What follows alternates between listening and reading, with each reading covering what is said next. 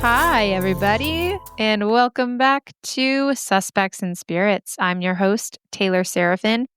And yeah, welcome back. How are you guys doing? How is everybody? You doing okay? Yeah, me too. Drinking some electrolytes. Those are important. Keeping the electrolytes flowing in the bloodstream. Today, we are going to get a little bit spooky with this episode. So if you're a ghost groupie, you're in the right place. Last episode hopefully fulfilled your criminal cravings, but it was a rough one, as true crime tends to be. So that's why, when I started the podcast, I wanted to alternate between paranormal and true crime, give us a little bit of a palate cleanser, cleanse the ear holes for you. So I'm not just constantly talking about murder and giving you nightmares. This time, I want to give you other kinds of nightmares, legends of ghosts. But ghosts can't really hurt you. So I think you're fine. They may lack boundaries a little bit, but they're way less scary than angry white men. So, this is a safe space. Just come and enjoy the spooky vibes. It's a late night for me right now. And when I say late night, it's like 10 o'clock. Listen, my bedtime is like 7:30, 8 o'clock. Teacher, mom, I'm always tired. Also, I'm a Taurus. So, naps and food, they're life. Uh, Bear with me if I get a little bit loopy in this episode. I was literally just falling asleep in my daughter's room, putting her to bed. And I said, nope, I got to get up and record. So let's get into it without any further jabber from me. I know you skippers are probably like, oh my God, shut up and just tell me the story. So, okay, I'll shut up. Sorry. Uh, Today we are going to be discussing the Skirvin Hotel. Have you guys ever heard of this hotel? I had never heard of it before, but it has quite a history. The Skirvin, which is now a Hilton hotel, they fancy. It was built in 1911 in the heart of downtown Oklahoma City. It was constructed by an oil tycoon by the name of William Balser. Balser. Sorry, I'm going to fuck that name up. William Balser, I think. He went by Bill. I'm just going to call him Bill. Okay. Bill Skirvin. That's where it got its name. This hotel originally showcased two 10-story towers and quickly earned a reputation as one of the finest hotels in the Southwest. In 1930, a third wing was added and the building's height was increased to 14 stories. At the time, it was ahead of the curve, featuring innovations like early air conditioning, which was then called iced air. So yeah, they called it iced air. I didn't know that. Along with upscale touches like chilled running water in every room and a grand ballroom accommodating 500 guests and like really lavish Austrian chandeliers. These chandeliers were valued at over $100,000 each, and this was back in 1930. So whatever math that is, go ahead and have fun converting that. They were just, they were going all out for this hotel. It was going to be the best of the best. However, there were some snags along the way. One of the biggest, one could argue, are the multiple changes in ownership that this hotel had. Its first owner is rumored to have died by suicide in 1913, a death that was later re examined as a possible murder. So, I mean, I can't find a whole lot of confirmation on that, but we're gonna say okay, that happened, right? Suspend your disbelief. During Prohibition times, tales of rigged roulette wheels and bootlegging escapades, sparked the Wild West style gunfights inside the hotel walls. Now, I grew up, like I said last episode, in Sierra Vista. Sierra Vista is really close to Bisbee and Tombstone. So when I was reading about this hotel, it kind of gave me a little bit of Tombstone vibes with the gunfights inside the hotel walls. What a time to be alive. It's also said that at the height of the prohibition, the Skirvin transformed into a very bustling speakeasy. Cuz it was a prohibition. People needed their alcohol, okay? They needed a speakeasy. So it was during this time that the hotel founder, W.B. Skirvin, we're just, Bill, He was rumored to have had an affair with a maid. Very scandalous. According to legend, though, this is kind of a sad story. The woman became pregnant, and to avoid scandal, she was locked away in a room on the 10th floor. This is room 1015, which was then the hotel's very top floor. So she was heartbreaking, guys, words are hard. She was heartbroken and isolated, and she reportedly fell into a very deep depression. Even after giving birth, she wasn't released. He wouldn't let her out. Allegedly, this is said to have led to her leaping from the window with her infant in her arms, ending both their lives. I know, that's really tragic, but I mean, most of these stories are. So if you came for rainbows and sunshine, I'm very sorry to break it to you. I don't think that's going to be very prevalent here. Uh, a lot of a lot of true crime is sad, and there's murder, and then when there's ghosts, I mean, ghosts are ghosts because they died. So a little bit tragic, but this story does it gets a little fun. It gets a little spooky and interesting. So as tragic as this tale was, it gave rise to the legend of Effie. Effie is the hotel's most infamous spirit. Yet, despite its popularity, there's no actual historical evidence of this woman ever existing. Writers Steve Lackmeyer and Jack Money, they wrote the book Skirvin, and they found no records of Effie. Oh, shoot, I forgot to list my sources. So, in today's episode, I'm just going to backtrack really quick. My sources are an article from Legends of America titled The Haunted Skirvin Hotel in Oklahoma City. I also found a BBC article entitled The Skirvin, the US's Most Haunted Hotel, which, like, don't they all say that? They all want to be like, we're the most haunted. Come to us. We're so haunted. So they all say that. Then there's also the Players Tribune article because there is a little bit of a tie in to professional athletes in this story. So any uh any sports fans out there, I'm with you. I love sports. Grew up playing sports. We're going to talk a little bit about sports today in this too. And then there was the a podcast that I listened to just a tad bit. I kind of pulled a little bit here and there called the Sirens podcast. And that's really interesting. That's a good one if you guys haven't heard of that one. So, anyways, back to the story.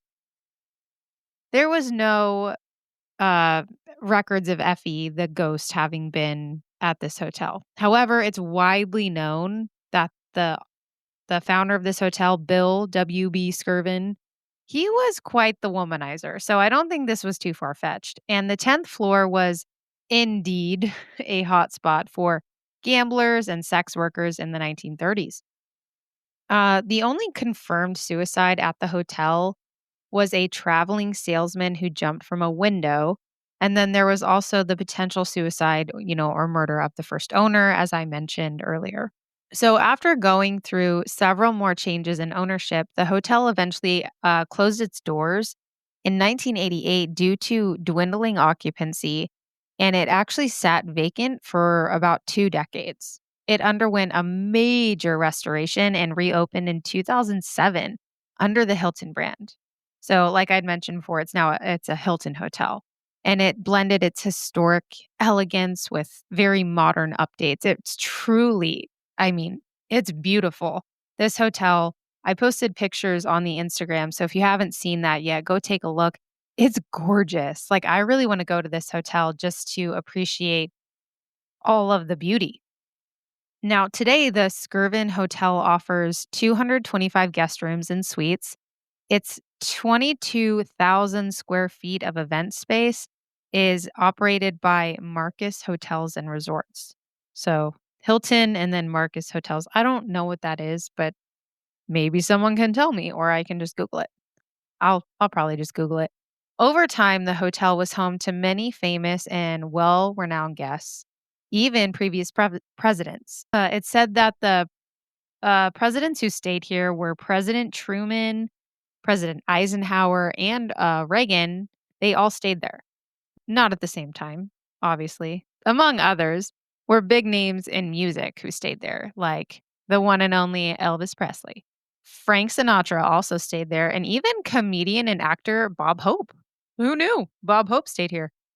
To this day, room 1015 is often linked to paranormal activity, with guests reporting strange noises and objects moving on their own. The Skirvin's haunted lore continues to intrigue visitors and contribute to its kind of mystique. So, what are these experiences that people are having? This is where it gets a little fun. So, there are a plethora of stories from guests over the years, most notably and recently. This is where we're getting into sports. NBA players have fallen victim to ghostly occurrences.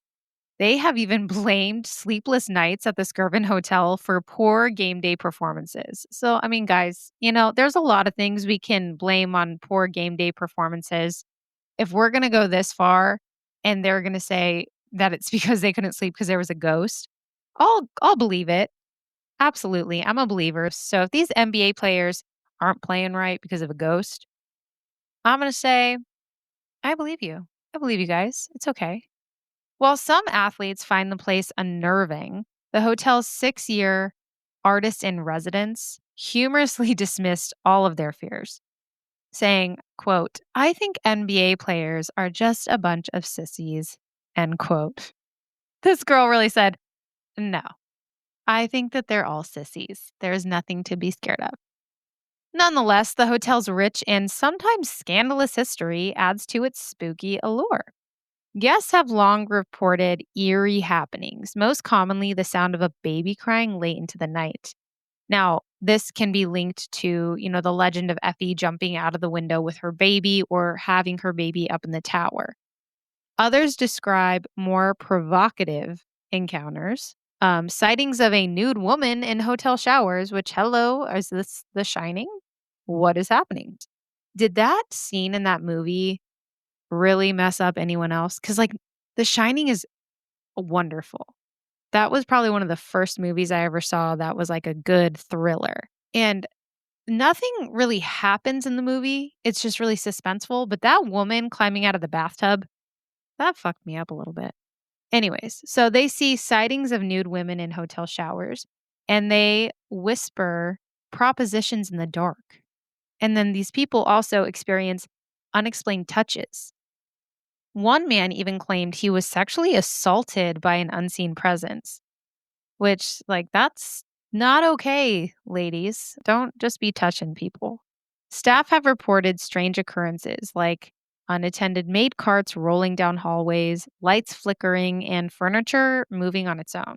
So, some of those, are very typical of haunting activities, poltergeist activities, stuff like that.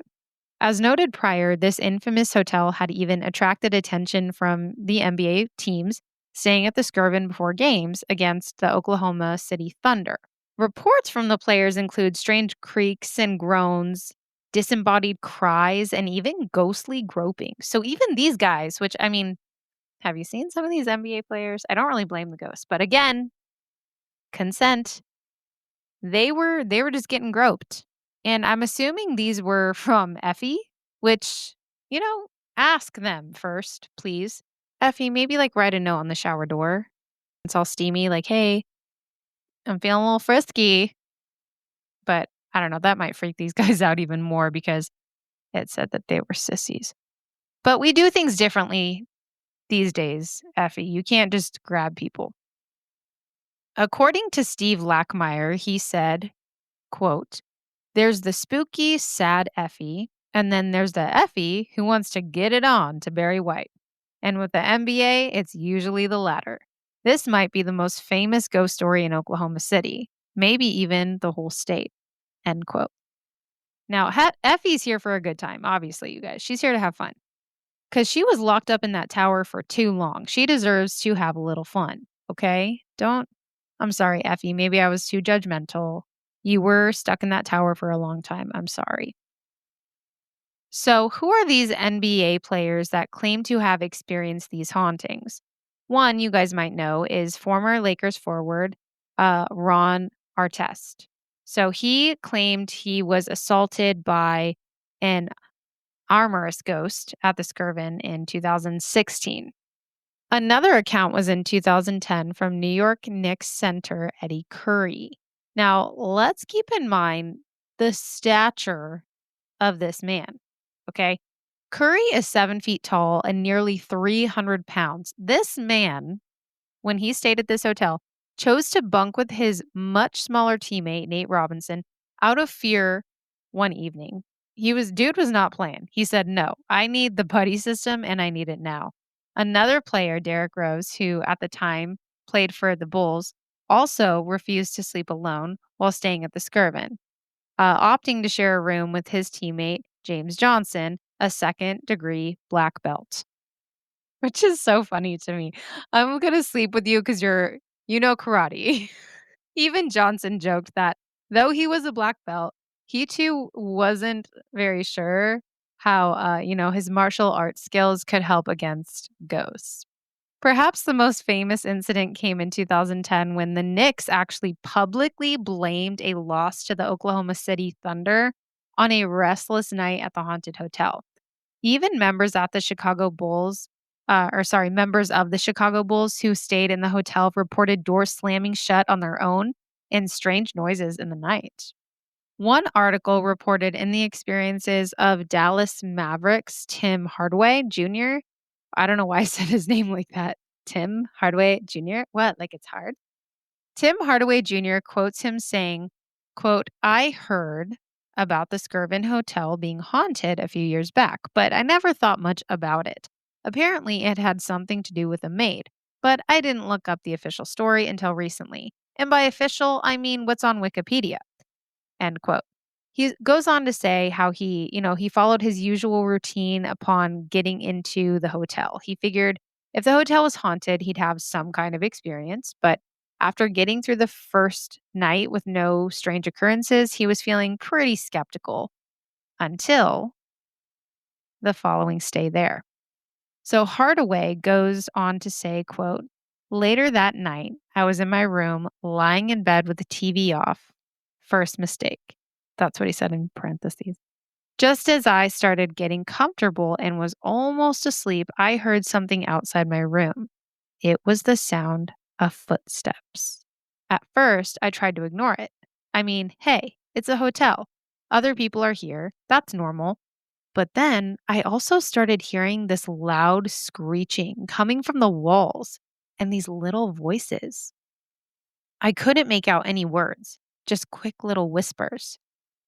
And that's when I started to get pretty freaked out. I jumped out of bed. The first thing I did was close the blinds. Once again, I don't know why, don't question my methods. And at that point, the footsteps started sounding almost like running. I raced over to the bathroom and turned all the lights on to make sure no one was in there. Then, as the footsteps picked up even louder, I swear I actually felt a chill go down my spine. It sounded like someone was right outside my door. I took a deep breath, then put my hand on the doorknob. I yanked the door open and saw a completely empty hallway. There was nobody out there. End quote. Whew.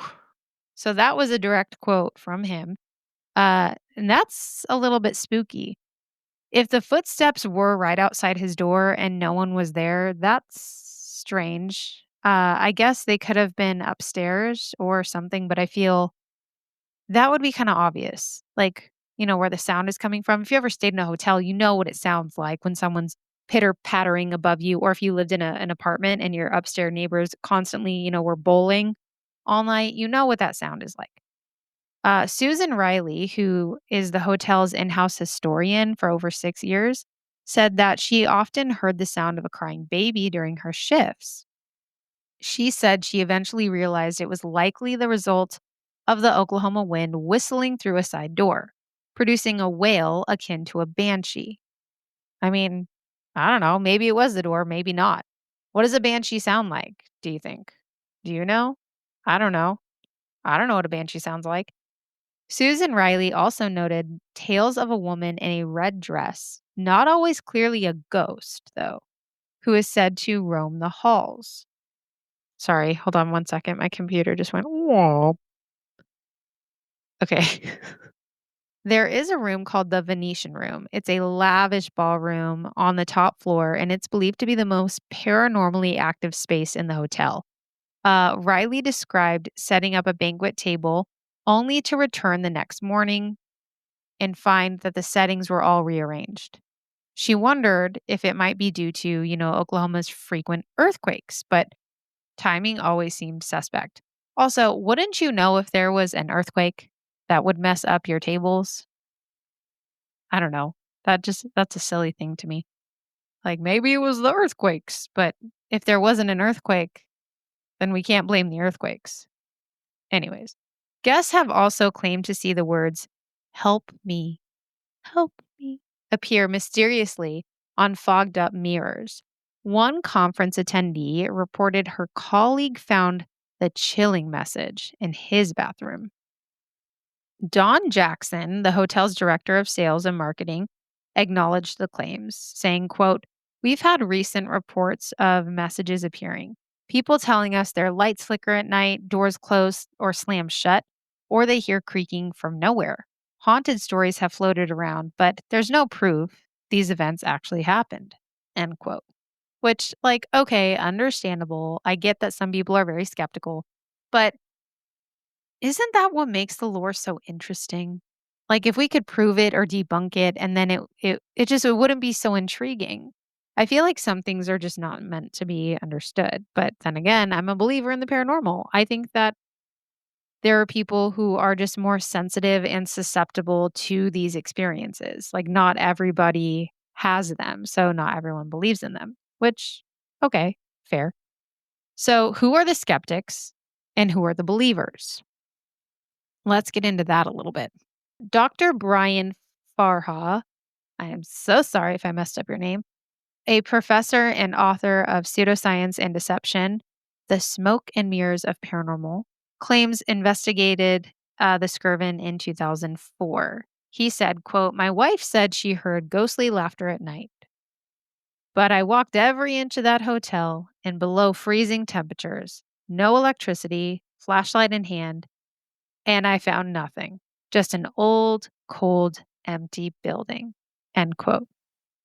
So obviously he's in the skeptic category, but others are much more convinced, like Tanya McCoy, founder of the Oklahoma Paranormal Association. She claims that energy is just palpable.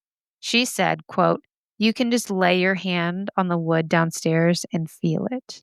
End quote. So that's what I mean when I say that, some people might be more sensitive to these things. You can walk into a place having kind of a skeptical outlook and not see or experience anything because you don't want to.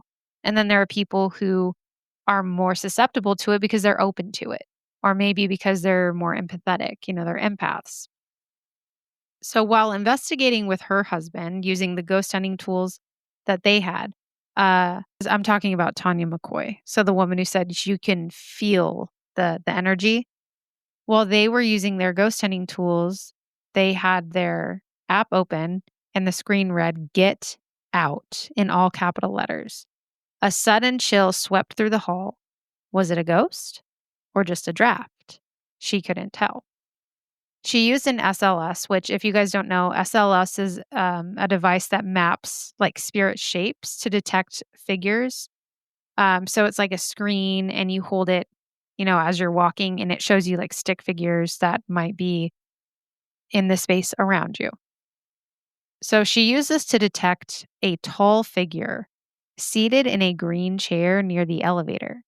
According to McCoy, it was a man named Charles, a contractor from the pre 1950s era. She felt a very sharp pain in the back of her head, which she said was a sign of how Charlie died. Now, I'm not here to tell anybody what to believe. Believe what you want. Okay.